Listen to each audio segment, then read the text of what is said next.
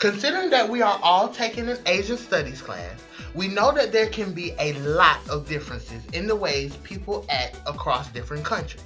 In this guide, we will try to make sure that if you do visit Japan, you'll be as culturally aware as possible so you don't stand out as a foreigner.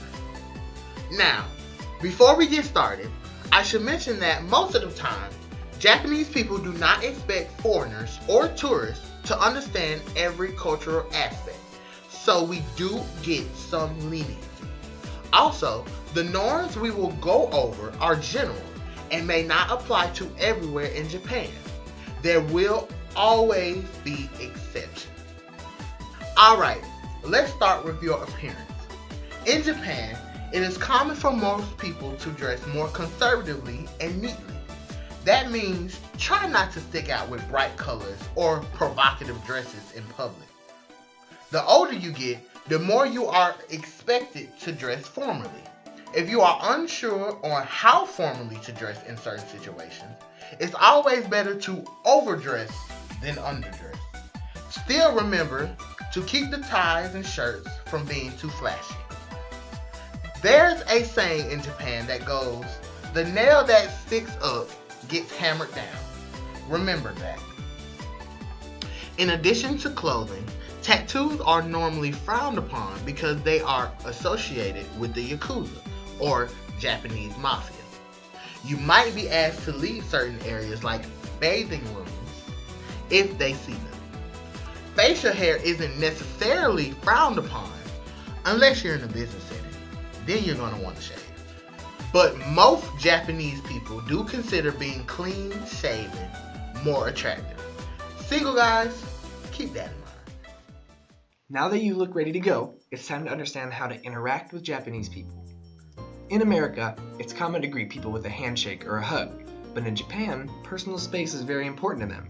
Therefore, they traditionally will greet each other with a bow. The deeper the bow, the more respect you show.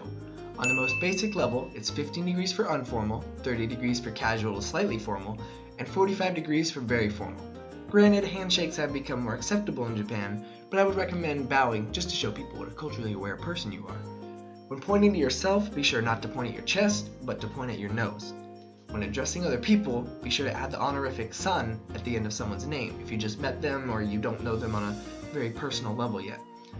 Contrary to American beliefs, eye contact in Japan is considered aggressive and makes people very uncomfortable when you talk to them like that. Brief contact is okay, but for the most part, you'll want to look at other areas of their face such as eyebrows, mouth area, neck, etc. Silence in Japan is not necessarily awkward, so don't feel too uncomfortable if the conversation goes quiet for a bit. There's a thing in Japan called the meishi, or a business card. Be sure to treat these with the utmost respect when receiving them or giving them out. Handle them with both hands, study them for a bit when you receive it, and keep them out in the open instead of shoving them in your pocket. This is critical to being successful in a business environment. Be sure to be polite and just say thank you, arigato, in all situations. Up next we have food. This part is going to be difficult for foreigners to understand because there are a lot of unspoken rules and customs that go against what we traditionally do here in America. Food is such an important cultural aspect in Japan, but just like other things we discussed, there are some do's and don'ts that come with dinner time. Before the meal even starts, you might be offered a wet towel. Use this to clean your hands, not your face or neck. We all know about chopsticks, but there are many rules about how we should use them in Japan. Try not to mess around with them too much by only using them while you are eating. I know it's hard not to use them as drumsticks. Do not point at people or food. Don't hover over dishes of food. And do not try to dig for that one piece of food that you see on a communal plate. Just take the one closest to you, as you don't want to look selfish. Never leave your chopsticks sticking up in a bowl of rice or pass food to other people with them. This is symbolic of rituals performed at funerals and is heavily frowned upon. Never pour the soy sauce directly onto your food, especially plain rice. Instead, pour soy sauce into a bowl and dip your food into it. Try to avoid leaving behind soy sauce. Only pour what you will use.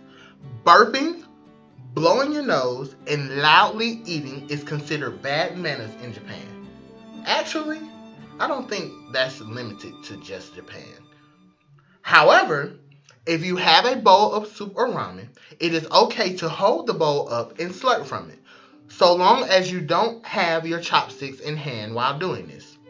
By doing this, you show that you enjoy the meal.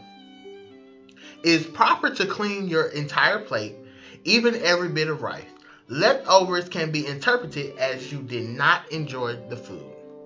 When the meal is over, it is good etiquette to say the phrase Goshijo sama deshita, which roughly translates to thank you for the meal. Similarly, you can say itadakimasu at the beginning of the meal, which means I humbly receive this food. Tipping is not normal in Japan, and if you do leave a tip, the waiter will be confused and may try to return the money to you. There are so many more things to explain about Japanese customs, but by understanding these basics, you can look less like a tourist and impress some of the people living there by showing your cultural sensitivity. Now, if you mess up, will you be publicly scolded for it? My guess is probably not.